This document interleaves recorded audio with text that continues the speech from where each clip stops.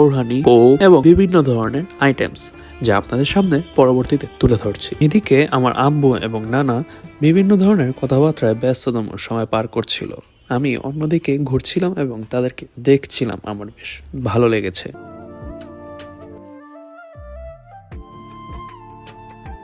খাবারের সময় হয়েছে এবং সবাইকে তাদের খাবারগুলো সার্ভ করা হচ্ছিল। আলহামদুলিল্লাহ, খাবার বেশ মজাদার লেগেছে আমার কাছে।